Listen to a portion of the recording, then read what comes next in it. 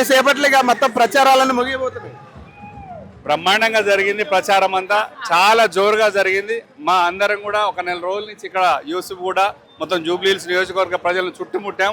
వాళ్ళ బాధలు కష్టాలన్నీ మేము తెలుసుకున్నాం. మన పార్టీ ఖచ్చితంగా అధికారంలో రావాలి. బీఆర్ఎస్ పార్టీ కేసీఆర్ గారు మాత్రమే తెలంగాణ రాష్ట్రాన్ని తెచ్చిన కేసీఆర్ గారు అయితేనే ఈ రాష్ట్రాన్ని కాపాడగలడు, ఈ దొంగల పాలు కాకుండా చూడేసి కేసీఆర్ గారు అని చెప్పి మరొక్కసారి జూబ్లీహిల్స్ నియోజకవర్గ ప్రజలందరూ కూడా కారు గుర్తుపై ఓటేసి మమ్మల్ని సునీత గోపీనాథ్ గారిని గెలిపించి కేసీఆర్ గారికి ఒక విలువైన బహుమానం ఇవ్వబోతున్నారు. దీంతో ప్యారలల్ గా మన రేవంత్ రెడ్డి గారి ర్యాలీ కూడా ఉండబోతా ఉంది. మరి ఏం చెప్తారు మీరు? వాళ్ళ ర్యాలీ వాళ్ళు తెచ్చుకునేది, మా ర్యాలీ స్వచ్ఛందంగా వచ్చేది. తేడా అది. ఇది మనస్ఫూర్తిగా జరుగుతుంది, అది ఓన్లీ ఆర్టిఫిషియల్. Thank you. అది పేడే, ఇది ప్రేమలతో అంతే. మీరేం చెప్తారని ఎట్లా అనిపిస్తుంది? ఏమనిపిస్తుంది ఏంది, మొత్తం ప్రజలంతా ఎదురు చూస్తూ ఉంటే ఇవాళ కారు కేసీఆర్ సారు తప్ప ఇంకొక మాట అనేది కనబడతలేదు ఎక్కడ కూడా. ఇలా జూబ్లీహిల్స్ ప్రజలు కూడా ఎందుకనంటే తెలంగాణ తీసుకొచ్చినటువంటి పార్టీ, తెలంగాణ సాధించినటువంటి సారుకు మేము మద్దతుగా నిలబడతాం. గోపన్న 5 సంవత్సరాల కోసం ఆయనకి ఇచ్చినాం. దురదృష్టవశాత్తు ఆయన లేకపోయినా కూడా ఆయన ఆశయాన్ని కొనసాగిస్తామని చెప్పి ప్రజలంతా నిర్ణయించుకున్నారు. ఇక్కడ ఇలా మొత్తం టార్గెట్ మొత్తం కేటీఆర్ కనపడుతున్నాడు, రేవంత్ రెడ్డి టార్గెట్, కిషన్ రెడ్డి టార్గెట్ మొత్తం రేవంత్ రెడ్డి అనే వ్యక్తి ఇక చచ్చిపోయిండే, ఇక చచ్చిపోయిన వాళ్ళు ఎవరికి అంతే. అన్న మీరేం చెప్తారన్న? మొత్తం టార్గెట్ మొత్తం కేటీఆర్ కనపడుతున్నాడు, బండి సంజయ్ టార్గెట్ చేసిన, ఇటు రేవంత్ రెడ్డి టార్గెట్. బండి సంజయ్ గారు కాంగ్రెస్ పార్టీ కోసం బాధపడతాడు. ఆయన ఎట్లా గెలిపియాలి కాంగ్రెస్ పార్టీ అని బండి సంజయ్ అన్న బాధపడతాడు. బండి సంజయ్ అంటే ఇప్పుడు పత్తాలు ఆడుకున్నప్పుడు ఒక జోకర్ వస్తుంది, ఎట్లాంటి అటు పెట్టుకోవచ్చు, ఆ పాత్ర పోషిస్తుండు అంతే. సో అది పరిస్థితి. ఎంపీ వద్రాజ్ గారు కావచ్చు, అలాగే సో వాళ్ళు చెప్తున్న మాట. సో ఇదే ప్రధానంగా ఏదైనా కానీ ఇక్కడ ప్రచారం బాగా జరిగింది, ఖచ్చితంగా మేము గెలవబోతున్నాం అనేది వద్రాజు గారు చెప్తున్నమాట. సో అలాగే దీనికి సంబంధించి ప్రధానంగా ఈ అంశానికి సంబంధించి ఇక పక్క బైక్ ర్యాలీ కూడా రేవంత్ రెడ్డి గారు నిర్వహిస్తూ ఉన్నారు. ఖచ్చితంగా ఈ అంశం మీద కొంత ఉత్కంఠ కనపడతా ఉంది. ఇంకా కొన్ని గంటల్లో ప్రచారాలు మొత్తం కూడా ముగియబోతా ఉన్నాయి. సో ప్రజలు ఎవరికి పట్టం కొడతారనేది ప్రధాన చర్చ కనపడతా ఉంది ఇక్కడ. సో ఈ నేపథ్యంలో మాట్లాడతారమ్మా. సో ఎట్లా అనిపిస్తూ ఉంది జూబ్లీహిల్స్ ఉప ఎన్నిక నేపథ్యంలో? ఇక కొద్దిసేపట్లో ఇక ప్రచారాలన్నీ ముగిపోతున్నాయి. ప్రజలు ఎవరికి పట్టం కడతారు? సునీతమ్మకే పట్టం కడతారండి. జూబ్లీహిల్స్ అంటేనే గోపీనాథ్, గోపీనాథ్ అంటేనే జూబ్లీహిల్స్. ప్రజల గుండెలలో అతకపోయిన మనిషి గోపీనాథ్ గారు. గోపీనాథ్ గారు బీఆర్ఎస్ను ముందుకు తీసుకుపోయిండు. ఈ జూబ్లీహిల్స్ను కారు గుర్తు అంటేనే ఈ కొన్ని రోజుల క్రితము కాంగ్రెస్ ప్రభుత్వం వచ్చిన తర్వాత భూస్థాపితం చేయాలని ప్రజలను అనుకున్నారు. కానీ ఇంత తొందరగానే టీఆర్ఎస్ వాళ్ళు, బీఆర్ఎస్ వాళ్ళు మేలుకొని, ప్రజలు మేలుకొని బీఆర్ఎస్నే మళ్ళీ గెలిపించడానికి పట్టం కట్టిండ్రు. జూబ్లీహిల్స్లో ఖచ్చితంగా కాంగ్రెస్ వాళ్ళు కూడా అంటున్నారు, నవీన్ యాదవ్ నేను గెలవబోతా ఉన్నానని ఆయన కూడా చాలా ధీమా వ్యక్తం చేస్తా ఉన్నాడు. వేరే అంటారు ఓటు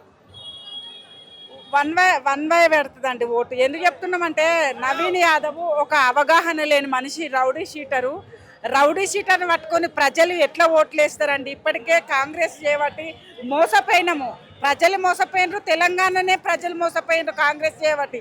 దొంగ మాటలు, లంగ మాటలు, ఇంకా స్టేజీల మీద వాయిస్ ఏమిస్తుందంటే ఇంకా దొంగ మాటలు చెప్తాడు రేవంత్ రెడ్డి. ఈ దొంగ మాటలకు చెంపదెబ్బగా ఓటు ద్వారానే ప్రజలు చూపిస్తారు.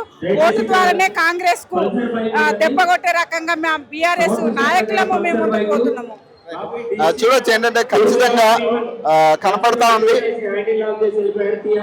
అన్న ఎట్లా అనిపిస్తా ఉంది? ఇంకా కొద్దిసేపటి టైం ఉంది మీకు ప్రచారానికి. బ్రహ్మాండంగా ఉంది. ప్రజల యొక్క ఆదరణ, అన్ని వర్గాల ప్రజలు బ్రహ్మాండంగా ఆదరిస్తూ ఉన్నారు. ఖచ్చితంగా బీఆర్ఎస్ పార్టీ అభ్యర్థిని అత్యధిక మేరతో గెలిపించబోతున్నారు. ఈ రాష్ట్రానికి కేసీఆర్ గారి యొక్క నాయకత్వమే శ్రీరామరక్ష. ఖచ్చితంగా కేసీఆర్ గారి యొక్క నాయకత్వాన్ని బలోపేతం చేసేటువంటి అతి కొద్ది అవకాశం, గొప్ప అవకాశము మరి ఈ రాష్ట్ర ప్రజలందరి యొక్క అభిప్రాయాలను తెలియజేసే అవకాశం జూబ్లీహిల్స్ నియోజకవర్గ ప్రజలకే దక్కింది. ఖచ్చితంగా వాళ్ళు గొప్ప తీర్పిస్తారు, బీఆర్ఎస్ పార్టీని ఆశీర్వదించబోతున్నారు. ఇప్పుడు ఇటు రేవంత్ రెడ్డి, అటు బండి సంజయ్, కిషన్ రెడ్డి మొత్తం టార్గెట్ మొత్తం కేటీఆర్ మీద ఉంది కదా, మరి ఏం చెప్తారు? ఇప్పుడు బలం లేనోడు దోస్తులు అవుతారు. బలవంతుడు కేటీఆర్ కాబట్టి తనను ఎదుర్కొనేటువంటి శక్తి ఒక పార్టీగా లేదు కాబట్టి 2 పార్టీలు కలిసి అందరూ కూడా కేటీఆర్ గారిని టార్గెట్ చేయడం జరుగుతూ ఉన్నారు. ముఖ్యంగా ఇవాళ కేసీఆర్ గారి యొక్క నాయకత్వంలో దశాబ్ద కాల అభివృద్ధి హైదరాబాద్ చూడండి. ఇవాళ 2 సంవత్సరాల కాలంలో హైదరాబాద్ ఖాళీ చేసి 50 లక్షల మంది ప్రజలు హైదరాబాద్ను విడిచి దేశవ్యాప్తంగా ఎక్కడి వాళ్ళు అక్కడికి వెళ్ళిపోవడం జరిగింది. తెలంగాణ రాష్ట్ర ప్రజలు కూడా బ్యాక్ టు విలేజ్ కల్చర్ వచ్చింది. అంటే గతంలో గ్రామంలో ఉపాధి లేనటువంటి వాళ్ళు హైదరాబాద్కి వస్తే అమ్మ లాంటిది తప్పకుండా అన్నం పెడుతుందని చెప్పి ఆశపడి ఏదో ఒక వృత్తి దొరుకుతుంది అని చెప్పి పని దొరుకుతుంది ఇక్కడికి వచ్చేవాళ్ళు ఇవాళ బ్యాక్ అయ్యి వాళ్ళ సొంత గ్రామానికి వెళ్ళే దుస్థితి ఇలా కాంగ్రెస్ పార్టీ కల్పించింది. సరైనటువంటి బుద్ధి ఖచ్చితంగా ఈ ప్రజలు ఈ ఓటు సందర్భంగా చెప్తారు. ఏమనిపిస్తుంది మైనార్టీ ఓటింగ్ కీలకం కాబోతా ఉంది అనుకోవచ్చా ఈ ఉప ఎన్నికలో? మైనార్టీలు అదేవిధంగా హిందూ క్రిస్టియానిటీ వాళ్ళు ఎవరైనా కానివ్వండి, అది ముస్లిమ్స్ కానీ క్రిస్టియానిటీ కానీ హిందూస్ కానీ ఇక్కడ ప్రజలుగా తెలంగాణ రాష్ట్రం యొక్క ఆత్మను ఆవిష్కరించేటువంటి ఇవాళ తెలంగాణ రాష్ట్ర ప్రజల యొక్క ఆత్మలో మనసులో ఏముందో వారందరి యొక్క ప్రతిబింబమే జూబ్లీహిల్స్ ప్రజలు. వారు ఖచ్చితంగా గొప్ప తీర్పు ఇస్తారు. కేసీఆర్ గారి నాయకత్వము మళ్ళీ వస్తేనే ఇక్కడ భూములకు విలువ పెరుగుతుంది. రియల్ ఎస్టేట్ రంగము, నిర్మాణ రంగము, ఉపాధి రంగము, ఇండస్ట్రియల్ రంగము మళ్ళీ అభివృద్ధి పదంలో నడుస్తుంది. అందరికీ అన్నం పెడుతుంది హైదరాబాద్ అని చాలా స్పష్టత ఉన్నది. ఇలా ప్రతి ఓటరు కూడా తీవ్రంగా ఆలోచిస్తూ ఉన్నాడు. వాళ్ళు ఎన్ని గుండాయిజం, రౌడీయిజం, డబ్బులు, అధికారం, ముఖ్యంగా రేవంత్ రెడ్డి ముఖ్యమంత్రి హోదాలో గల్లీల పొడి తిరిగే దుస్థితి వచ్చిందంటేనే బీఆర్ఎస్ బలం ఉందో తెలిపారు. ఖచ్చితంగా ఈ బీఆర్ఎస్ ఈసారి గెలవబోతున్నామనే ధీమా వ్యక్తం చేస్తూ ఉన్నారు బీఆర్ఎస్ నాయకులు, ప్రధాన నాయకత్వం కావచ్చు, బీఆర్ఎస్ శ్రేణులు కావచ్చు, ఆ ధీమాని వ్యక్తం చేస్తూ ఉన్నారు ప్రధానంగా. సో ఏదేమైనా కానీ ఖచ్చితంగా మా ర్యాలీ సక్సెస్ అవుతున్నట్టు కూడా వాళ్ళు ధీమా వ్యక్తం చేస్తూ ఉన్నారు చాలామంది. సో ఇప్పటికే గెలిచిపోయాం, ఇక కౌంటింగ్ మాత్రమే లెక్క ఉంది, మెజారిటీ మాత్రమే మనం లెక్కేసుకోవాలనేది వాళ్ళ మాట. సో ప్రధానంగా కొంతమందితో మాట్లాడే ప్రయత్నం చేద్దాం, అంటే ఎట్లా ఉండబోతా ఉంది. సో ఇవన్నీ కూడా ఒకసారి ఓటింగ్ అనేది చాలా కీలకం కాబోతా ఉంది. మైనారిటీ ఓటింగ్ ఎటు మల్లుతుంది అనేది ఇక్కడ మూడు పార్టీల మధ్యలో ఏమనిపిస్తా ఉంది? ఇంకా కొద్ది గంటలే ఉంది. ఇప్పుడు చూడు అన్న, ఇంకా టైం ఉంది, ఇంకా ఎంతమంది వచ్చిండ్రు,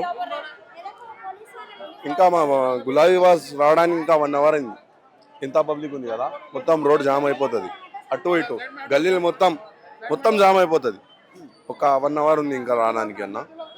మీకేమనిపిస్తా ఉంది ఈసారి ఓట్లు ఎటువైపు పడే ఛాన్స్ ఉండొచ్చు అంటున్నారు? ఎందుకంటే ఇప్పుడు సర్వేల ప్రకారం చూసుకుంటే బీఆర్ఎస్కి ఎజ్జు కనపడుతుంది, కొన్ని సర్వేలు ఏమో కాంగ్రెస్కి ఎజ్జు ఇస్తా ఉంది. ఏం చెప్తారు? ఆ సర్వేలు మాత్రమే అన్న, వారు 1 సైడ్ ఉంది. నువ్వు ఎంత అన్నా 10 పైసలు పంచు ఏమైనా చేసుకో, ఇక ఎన్ని సర్వేలు చేసుకున్నావు లాభం లేదు. 100% గులాబీ కండువాగా పడుతుంది, గులాబీ జెండాగా పడతాయి ఓట్లన్నీ. రెడ్డి కూడా బైక్ ర్యాలీ చేసినట్టున్నాడు. చేయనే ఆయన సీఎం స్థాయి ఉండి జూబ్లీహిల్స్ బై ఎలక్షన్ ఇన్నిసార్లు వస్తాడా? ఆయనకు సిగ్గు లజ్జ ఏమైనా ఉండాలి. సీఎం అయి ఉండి ఎన్నిసార్లు వస్తారా ఎవరన్నా? అది కూడా బై ఎలక్షన్, ఇది ఎలక్షన్ కూడా కాదు. ఒక్కసారి వస్తే చాలు. చూద్దాం, ఆయనకు కూడా తెలుసు ఎంత స్ట్రాంగ్ ఉంది బీఆర్ఎస్ అని, అందుకే వస్తుండు కదా. వచ్చినా ఏం లాభం లేదు, 100% 1 సైడ్ ఉంది. సో అది పరిస్థితి. ఖచ్చితంగా ఈసారి బీఆర్ఎస్ గెలవబోతుంది అనేది చెప్తున్న మాట. ప్రజలు కూడా చాలా మంది ఇప్పటికే పబ్లిక్ జమ అవుతున్న పరిస్థితి కనపడతా ఉంది. ఇక కొద్దిసేపట్లో కేటీఆర్ గారు కూడా ఇక్కడికి రాబోతున్నారు అనేది సమాచారం. సో ఈ క్రమంలో చూడొచ్చు మొత్తం కూడా పబ్లిక్ మొత్తం ఇక్కడ జమ అవుతున్న పరిస్థితి కనపడతా ఉంది. సో కేటీఆర్ గారు మరికొద్ది సేపట్లో ఇక్కడికి రాబోతున్నట్టుగా తెలుస్తూ ఉంది. సో ఈ నేపథ్యంలో ఖచ్చితంగా ఈరోజు చాలా కీలకం అవుతా ఉంది. 3 పార్టీల ప్రచారం అనేది చాలా కీలకం కాబోతా ఉంది. ఎందుకంటే ప్రధానంగా ఈరోజు 6 గంటలతో మొత్తం ప్రచారం మొత్తం కూడా ముగియబోతా ఉంది. ఈ సమయంలో ఏదేమైనా కానీ ఏ పార్టీకి పట్టం కడతారో ప్రజలు, ఎందుకంటే ఇన్ని రోజుల ప్రచారం తర్వాత ప్రజల డెసిషన్ అనేది ఇంకా పెండింగ్ లో ఉన్నట్టుగా తెలుస్తా ఉంది. సో మరికొద్ది రోజుల్లో ఇక ఎల్లుండ పోలింగ్ ఖచ్చితంగా 14వ తారీఖు రిజల్ట్ తేలిపోతుంది కాబట్టి సో ప్రజలు ఎటు పక్క ఉన్నారనేది ఇక్కడ క్లారిటీ రాబోతా ఉంది.